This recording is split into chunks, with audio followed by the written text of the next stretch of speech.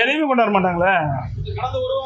ஆக நல்லா எண்ணி பாருங்க. அனைத்து இந்திய அண்ணா திராவிட முன்னேற்ற கழக அரசு இருக்கின்ற பொழுது சரி, அனைத்து இந்திய அண்ணா திராவிட முன்னேற்ற கழக நாடாளுமன்ற உறுப்பினர் 37 பேர் இருந்தாங்க. காவிரி நதிநீர் பிரச்சனை வந்தது, உச்சநீதிமன்றம் தீர்ப்பு கொடுக்கப்பட்டு விட்டது. அந்த நிலையில் மத்திய அரசு அந்த தீர்ப்பு அமல்படுத்துவது காலதாமம் செஞ்சது. உடனடியாக அனைத்து இந்திய அண்ணா திராவிட முன்னேற்ற கழக நாடாளுமன்ற 37 பேர் உச்சநீதிமன்ற தீர்ப்பை அமல்படுத்த வேண்டும் அப்படி என்று குரல் கொடுத்து 22 நாட்கள் நாடாளுமன்றத்தில் ஒத்தி வைத்தோம். ஏன் இப்போ எடுக்க மாட்டேங்கிறாங்க? திரு ஸ்டாலின், திராவிட முன்னேற்ற கழகம், அவருடைய கூட்டணி வச்சு சேர்ந்தவர்கள் 39 பேர் தமிழ்நாட்டில் தேர்ந்தெடுத்துருக்காங்க. என்ன பண்ணிட்டு இருக்கிறாங்க? அந்த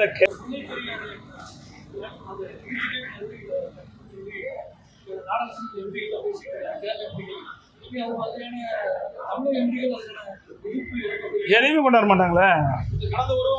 ஆக நல்லா எண்ணி பாருங்க. அனைத்து இந்திய அண்ணா திராவிட முன்னேற்ற கழக அரசு இருக்கின்ற பொழுது சரி, அனைத்து இந்திய அண்ணா திராவிட முன்னேற்ற கழக நாடாளுமன்ற உறுப்பினர் 37 பேர் இருந்தாங்க. காவிரி நதிநீர் பிரச்சனை வந்தது, உச்சநீதிமன்றம் தீர்ப்பு கொடுக்கப்பட்டு விட்டது. அந்த நிலையில் மத்திய அரசு அந்த தீர்ப்பு அமல்படுத்துவது காலதாமம் செஞ்சது. உடனடியாக அனைத்து இந்திய அண்ணா திராவிட முன்னேற்ற கழக நாடாளுமன்ற 37 பேர் உச்சநீதிமன்ற தீர்ப்பை அமல்படுத்த வேண்டும் அப்படி என்று குரல் கொடுத்து 22 நாட்கள் நாடாளுமன்றத்தில் ஒத்தி வைத்தோம். ஏன் இப்போ எடுக்க மாட்டேங்கிறாங்க? திரு ஸ்டாலின், திராவிட முன்னேற்ற கழகம், அவருடைய கூட்டணி வச்சு சேர்ந்தவர்கள் 39 பேர் தமிழ்நாட்டில் தேர்ந்தெடுத்துருக்காங்க. என்ன பண்ணிட்டு இருக்கிறாங்க? அந்த கேரளா மாநிலத்தை சேர்ந்த நாடாளுமன்ற அங்கே அவருக்கு சாதகமாக குரல் கொடுக்குறாங்க இந்த அரசுக்கு. ஏன் தமிழ்நாட்டில் இருக்கிற நாடாளுமன்ற குரல் கொடுக்குது?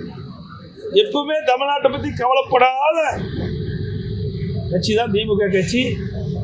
இது கருணாநிதியுடைய குடும்பம். மாநில அமைச்சர்கள் இந்த விஷயத்தை ரொம்ப வலுவா எடுத்துட்டு போயிட்டு இருக்காங்க. வயநாடு நிலச்சரிவோட ஒப்பிட்டு முல்லை பெரியாறு பலவீனமா இருக்குன்னு சொல்லிட்டு இருக்காங்க. ஆனா தமிழகத்துல ஒரு எதிர்ப்பு குரல் கூட இன்னும் இல்லை அப்படிங்கிற ஒரு அனைத்து இந்திய அண்ணா திராவிட முன்னேற்ற கழக அரசு இருக்கின்ற பொழுது அணை எந்த அளவுக்கு பலமாக இருக்கின்ற என்பதெல்லாம் உறுதி செய்யப்பட்டு விட்டது. இதற்காக உச்சநீதிமன்றம் ஒரு அமைப்பை ஏற்படுத்தியிருக்கின்றது. மத்தியில் இருக்கிற அதிகாரிகள், கேரளாவில் இருக்கின்ற பொதுப்பணித்துறை அதிகாரிகள், தமிழ்நாட்டில் இருக்கின்ற பொதுப்பணித்துறை அதிகாரிகள் இன்றைக்கு ஒவ்வொரு குறிப்பிட்ட காலத்திலும் இந்த அணையை ஆய்வு செய்து அணையினுடைய உறுதித்தன்மை இன்றைக்கு உறுதிப்படுத்திட்டு இருக்கிறாங்க. அதனால் என்னமிட்டே திட்டமிட்டு அந்த அணைக்கு ஏதாவது ஒரு பாதிப்பை ஏற்படுத்த வேண்டும் என்பதற்காக கேரளா இருக்கின்ற அங்கே இருக்கின்ற நாடாளுமன்ற அங்கே இருக்கின்ற அரசு ஏதாவது ஒரு காரணத்தை சொல்லிட்டு இருக்குது. அதெல்லாம் உண்மையல்ல. ஏற்கனவே அனைத்து இந்திய அண்ணா திராவிட முன்னேற்ற கழக அரசு இருக்கின்ற பொழுது உச்சநீதிமன்ற தீர்ப்பின் அடிப்படையில் அணையை பலப்படுத்தி 142 152 உயர்த்தலாம் என்று குறிப்பிட்டு விட்டது. அணையை பலப்படுத்துகின்ற முயற்சியில் ஈடுபடுகின்ற பொழுது கேரள அரசுக்கு தடையாக இருந்தது.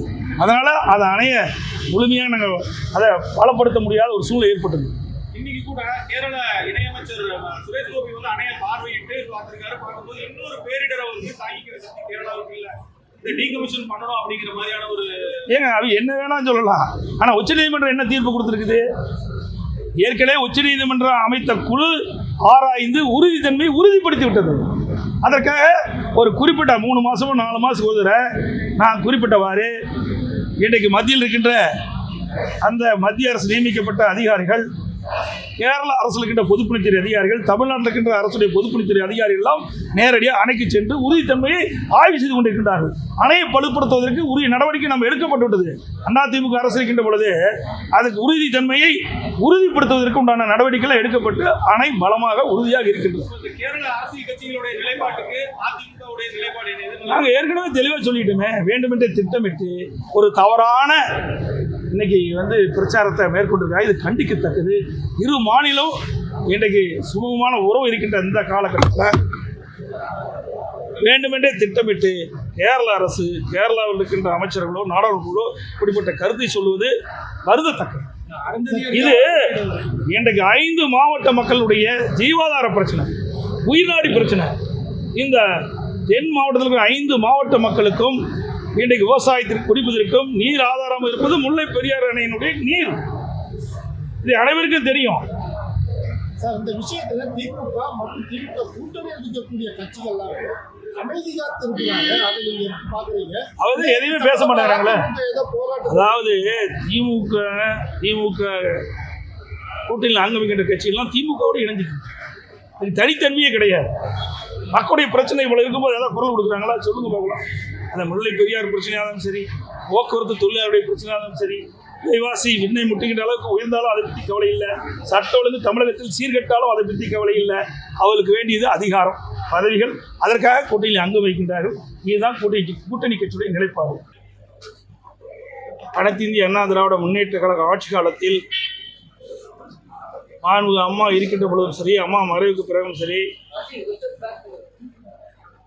அதிமுக ஆட்சியில் கோவை மாவட்டத்திலும் கோவை மாநகரத்திலும் பல்வேறு பணிகள் நடைபெற்று அதனால் மக்கள் ஏராளமான நன்மைகளை பெற்றுக்கொண்டார்கள்.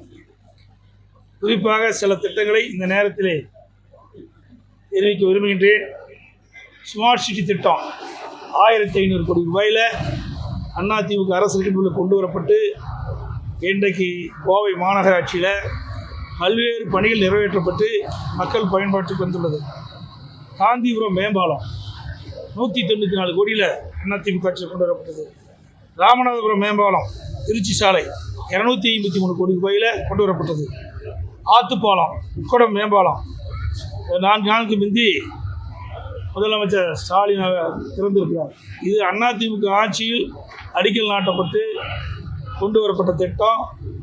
இந்த ஆத்துப்பாலம் உக்கடம் மேம்பாலம், இந்த பாலங்கள் அனைத்து இந்திய அண்ணா திராவிட முன்னேற்ற கழக அரசு இருக்கின்ற பொழுது நிதி ஒதுக்கீடு செய்யப்பட்டு பணிகள் ஆரம்பிக்கப்பட்டு இடையில் ஆட்சி மாற்றம் ஏற்பட்ட காரணத்தினால எஞ்சிய பணிகள் நிறைவேற்றப்பட்டு இவர்கள் திறந்திருக்கிறாங்க. அவனாசி ரோடு மேம்பாலம், இந்த பெரிய மேம்பாலம் 1621 கோடியில் உணவுகிறோம். இன்னும் அந்த பணி நிறைவேறல. ஆட்சி மாற்றம் ஏற்பட்டு விடியா திமுக அரசு பொறுப்பேற்று 3 ஆண்டு காலம் ஆகிறது.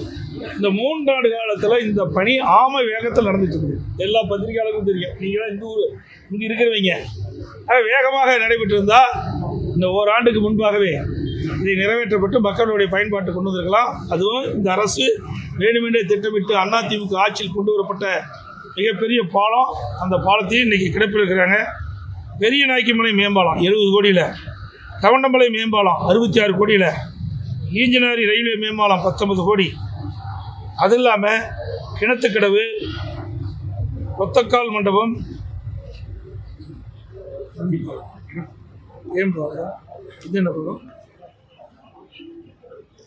மற்றும் முள்ளுப்பாடி ரயில்வே மேம்பாலம், காரமடை பாலம், இப்படி பல இடத்துலையும் அதிமுக ஆட்சியில் பாலங்கள் கட்டி கொடுக்கப்பட்டிருக்கின்றன. மேம்பாலம் பில்லூர் 3வது குடிய திட்டம், கோவை மாநகர மக்களுக்கு தங்குதடை இல்லாமல் பாதுகாக்கப்பட்ட குடிநீர் வழங்க என்பதற்காக சுமார் 750 கோடி ரூபாயில் திட்டம் தீட்டப்பட்டு அந்த பணிகள் நிறைவேற்றப்பட்டு இந்த ஆட்சி வந்து அதை கொடுத்துருக்குறாங்க. இந்த திட்டத்தையும் அதிமுக ஆட்சியில் தான் கொண்டு வரப்பட்டது. அரசு மருத்துவமனை கூடுதல் கட்டிடம் 290 கோடியில் அதிமுக ஆட்சிக்கு கொண்டு வந்தோம். அத்திக்கடவு அவனாசி திட்டம் நேற்று தினம் ஸ்டாலின் திறந்திருக்காரு. வேடிக்கையாக இருக்குது. 60 ஆண்டு காலமாக இருக்கின்ற விவசாயிகள் போராடிட்டு வந்தாங்க. அம்மாவில் முதலமைச்சர் இருந்த காலகட்டத்தில் அத்திக்கடவு அவனாசி திட்டத்தை நிறைவேற்றப்படும் என்று குறிப்பிட்டார்கள். அம்மாவுடைய மறைவுக்கு பிறகு அம்மாவுடைய அரசு விவசாயிகள் வைத்த கோரிக்கை நிறைவேற்றப்படும் என்று அம்மா கொடுத்த வாக்குறுதி நிறைவேற்றுகின்ற விதமாக முழுக்க மாநில நிதி 1652 கோடியும் மாநில நிதியை கொண்டு இந்த திட்டம் செயல்படுத்தப்பட்டு 90% பணிகள் அதிமுக ஆட்சியில் இருக்கும்போது நிறைவேற்றப்பட்டது. அப்பொழுது கொரோனா வந்த காலத்தினால அந்த பணி சற்று தோய் ஏற்பட்டது. பிறகு 2021 ஆட்சி மாற்றம் வந்த பிறகு இந்த 90% பணிகளுக்கு பிறகு ஒரு 10% பணி தான் பாக்கி இருந்தது. அந்த 10% பணியை 3 ஆண்டு காலமாக நிறைவேற்றாமல் இன்றைக்கு கிடப்பில் போட்டிருந்தாங்க. இது ஏன்னா அதிமுக ஆட்சியில் கொண்டு வரப்பட்ட மிகப்பெரிய திட்டம் என்ற காரணத்திற்காகவே இதை கிடப்பில் போட்டாங்க. இந்த அரசு நினைத்திருந்தால் 6 மாதத்தில் இந்த 10% பணியை நிறைவேற்றப்பட்டு இந்த ஏரி குளங்கள்லாம் நிரப்பியிருக்கலாம். ஆகவே வேண்டுமென்றே திட்டமிட்டு தான் இந்த பணியை நிறைவேற்றலை. இதனால் 2.5 ஆண்டு காலம் விவசாயிகளுக்கு கிடைக்க வேண்டிய நீர் கிடைக்காமல் இருப்பதற்கு காரணம் விடியா திமுக அரசு. விமான நிலைய விரிவாக்கம் அதுக்கு லேடம் நாம் கொடுத்தோம், தேவையான நிதியும் கொடுத்தோம். வெள்ளலூர் பேருந்து நிலையம் 168 கோடியில் ஆரம்பிக்கப்பட்டு 50% பணிகள் முடிந்தது. 32 கோடி ரூபாய் அந்த ஒப்பந்ததாரன் கொடுத்துருக்குது. அந்த பணியும் கிடப்பில் போட்டாங்க. மேட்டுப்பாளையம் புறவழிச்சாலை அதையும் 100 கோடி ரூபாய் கிடப்பில் போட்டாங்க. பாலக்காடு சாலை, பொள்ளாச்சி சாலை, மேட்டுப்பாளையம் சாலை, அவனாசி சாலை ஆகிய முக்கிய சாலை அனைத்தும் விரிவாக்க அதிமுக ஆட்சி. 6 அதிமுக ஆட்சி இருக்கின்றபோது 6 புதிய தலை மற்றும் அறிவு கல்லூரி கொண்டது. மேட்டுப்பாளையம், அவனாசி, பல்லடம், தொண்டாமுத்தூர், பொள்ளாச்சி, புளியங்குளம் இப்படி பல இடத்துல அரசு கலை மற்றும் அறிவியல் கல்லூரி கொண்டு வந்தோம் அதிமுக ஆட்சியில்.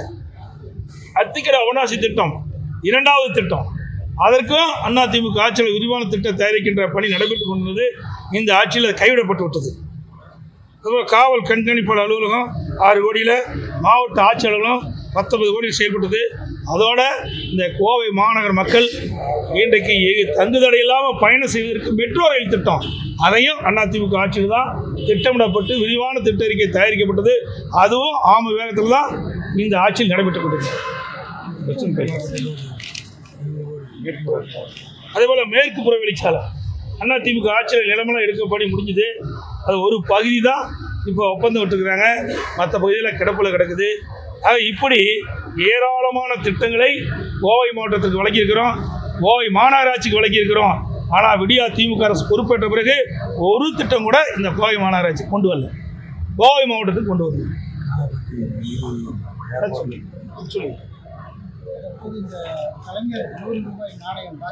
நாணயம் வெளியீடு விழா.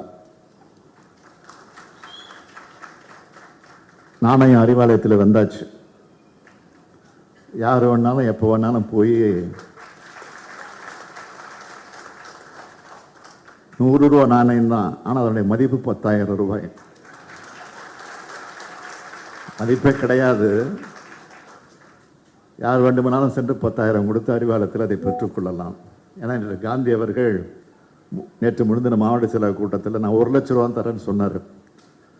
அவர் என்ன 1 லட்சம், நான் 10 லட்சம் கூட கொடுத்து வாங்குவார்.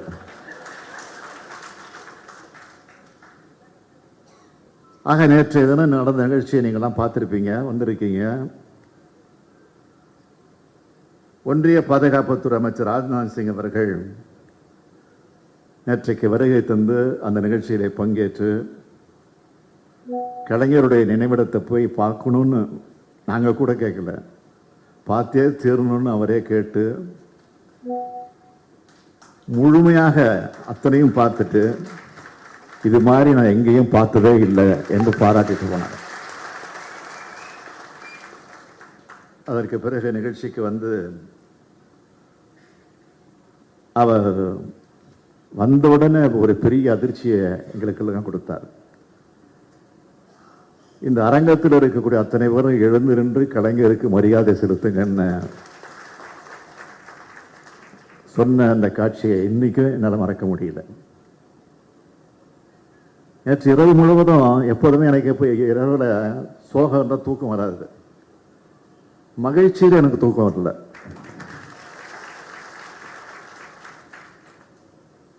ஆக பாதுகாப்புத்துறை அமைச்சர் ராஜ்நாத் சிங் அவர்களோட நேற்றைய உரை உள்ளபடியே கூட்டணி கட்சி தலைவர்கள் பேசினா என்ன பேசுவாங்களோ அதை விட அதிகமா திமுக காரன் பேசுறதை விட அதிகமா சிறப்பா தலைவர் கலைஞரை பற்றி அவர் பேசினது உள்ளபடியே வரலாற்றில் பொறிக்கத்தக்கக்கூடிய உரையாக அந்த உரை அமைந்துச்சு.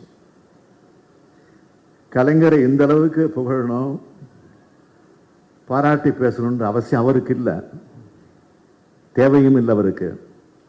ஆனாலும் பேசினார் என்றால் உள்ளத்திலிருந்து உண்மையை பேசினார் அமைச்சர் ராஜ்நாத் சிங் அவர்கள். இதை வந்து சிலரால தாங்கிக்க முடியல. ஒருத்தர் இருக்கார் எதிர்கட்சி தலைவர்னு ஒருத்தர் இருக்கார் இங்க தமிழ்நாட்டில். அவர் நேற்று பேட்டி கொடுக்கிறாரு. என்னன்னா நாணயம் வெளியிடுறாங்க, இந்தியில இருக்கு, தமிழ்ல இல்லை, தமிழ் தமிழ் தமிழ் தமிழ்னு முழங்குறாங்களா, இந்தியில் இருக்கு அப்படின்னு சொல்றாரு. முதல்ல ஒன்று அரசியல் தெரிஞ்சிருக்கணும், இல்லை நாட்டினுடைய நடப்பு புரிஞ்சிருக்கணும், இல்லை மண்டல மூளையாவது இருக்கணும்.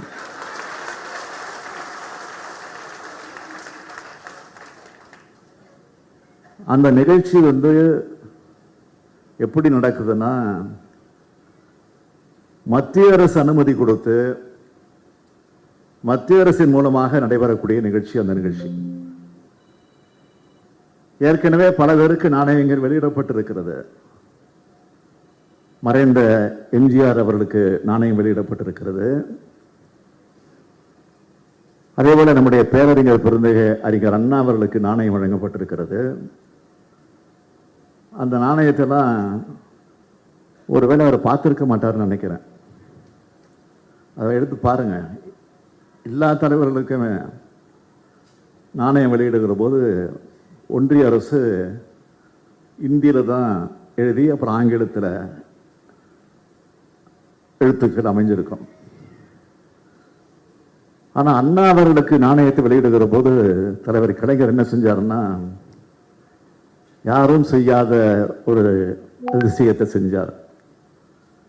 அண்ணாவோட தமிழ் கையெழுத்து அதில் இடம்பெற வேண்டும் என்று சொல்லி அண்ணாவோட தமிழ் கையெழுத்து அந்த நாணயத்தில் வெளியிட்டு அதற்கு பிறகு தான் அது வெளியிடப்பட்டது. அது மாதிரி தான் தலைவருடைய கலைஞருடைய நாணயத்தை வெளியிடுகிற போது கலைஞருக்கு ரொம்ப பிடிச்ச எழுத்து தமிழ் வெல்லும்.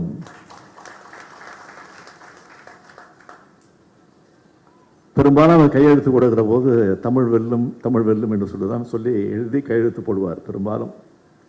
இல்லைன்னா அண்ணா வாழ்க, அண்ணா புகழ் ஓங்குக, பெரியார் வாழ்க, அப்படிதான் சொல்லி கையெழுத்து போடுவார். ஆக அந்த தமிழ் வெல்லும் எழுத்து தமிழ் தான் எழுதப்பட்டிருக்கு. இதை கூட அவர் பார்க்காம, இதை கூட புரிஞ்சிக்காம தெரிஞ்சிக்காம இப்படி ஒரு எதிர்கட்சி தலைவர் நமக்கு வாச்சிருக்காரு அப்படின்னு தான் நம்ம வருத்தமா இருக்கு. கேட்கிறாரு, ஏன் ராகுல் காந்தி அழைக்கல? ஐயா எதிர்கட்சி தலைவர் அவர்களே, மாண்புமிகு எடப்பாடி பழனிசாமி அவர்களே, இந்த நிகழ்ச்சி திமுக நடத்தல, அந்த நிகழ்ச்சியை நடத்தினது ஒன்றிய அரசு. அது ஒன்றிய அரசினுடைய நிகழ்ச்சி. அதை முதல்ல புரிஞ்சுக்கணும். ஆக அந்த அடிப்படையில் தான் அந்த நிகழ்ச்சி நடந்தது. இந்த சராசரி அறிவை கூட தெரிஞ்சிக்காம ஒரு எதிர்கட்சி தலைவர் இருக்கிறார் என்பதுதான் நமக்கெல்லாம் வேதனையாக இருக்கிறது. கலைஞருக்கு நாணயம் வெளியிடுகிறது ஒன்றிய அரசு. அதனால்தான் ஒன்றிய அமைச்சர் அழைச்சு அந்த நிகழ்ச்சியை நாங்கள் சிறப்பாக நடத்தி முடிச்சிருக்கோம். இதுல எங்க பழனிசாமிக்கு வலிக்குது? அதான் நான் கேட்கிறேன். எம்ஜிஆருக்கு நாணயம் வெளியிட்டாங்க. யார் வெளியிட்டாங்க தெரியுமா? ஒன்றியத்திலிருந்து யாரும் வரல, அவரே வெளியிட்டாரு. எடப்பாடி பழனிசாமியே வெளியிட்டாரு. ஏன்னா ஒன்றிய அரசு அவரை மதிக்கல. அவர் ஒரு முதலமைச்சராகவே நினைக்கல, ஏன் மனுஷனாகவே நினைக்கல, மறுத்துட்டாங்க. இதுதான் அவருக்கு இருந்த மரியாதை. இன்னைக்கு நாம அழைத்தவுடன் அடுத்த வினாடி ஒரு சொல் கூட தட்டாம ஒரு 15 நிமிஷம் அரை மணி நேரம் நீங்க நடத்திட்டு போகணும்னா, 15 நிமிஷம் என்ன, எவ்வளவு மணி நேரம் இருந்து நான் காத்திருந்து நிகழ்ச்சி நடத்திட்டு போறேன்னு சொல்லிட்டு வந்தார். அதுதான் திமுகவுக்கு இருக்கக்கூடிய பெருமை, கலைஞருக்கு இருக்கக்கூடிய சிறப்பு.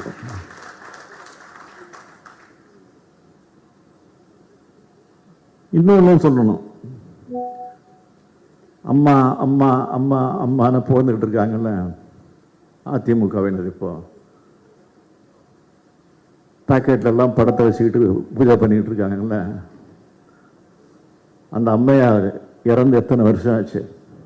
நான் கேட்குறேன், இது வரைக்கும் அவர்களால், அந்த அம்மையார் அவர்களால் வளர்க்கப்பட்டவர்கள், உருவாக்கப்பட்டவர்கள் ஒரு இளைஞர் கூட்டமாவது நடத்தியிருக்காங்களா? அந்த அம்மாவுக்கு ஒரு இளைஞர் கூட்டம், ஒரு இளைஞர் கூட்டத்தை கூட நடத்துவதற்கு யோகியதையற்றவர்கள் கலைஞருடைய விழாவை பார்த்து விமர்சனம் செய்வதற்கு உங்களுக்கு என்ன யோகியதை இருக்கிறது என்றுதான் நான் கேட்கிறேன்.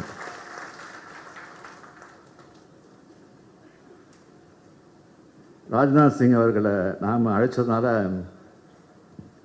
ஏதோ பாஜகவோட நம்ம உறவு வச்சுக்க போகிறோம் அப்படின்னு ஒரு செய்தியை கிளப்பி விட்டுருக்காங்க. இது மீடியாவுக்கு ஒரு தீனி. ஒவ்வொரு ஊடகங்களும் ஒவ்வொரு கோணத்தில் பேசிக்கிட்டு இருக்கிறாங்க. திட்டினாலும் திமுக தான், வாழ்த்தினாலும் திமுக தான். நாங்கள்லாம் ரகசிய உறவெல்லாம் வச்சுக்க வேண்டிய அவசியமே இல்லை.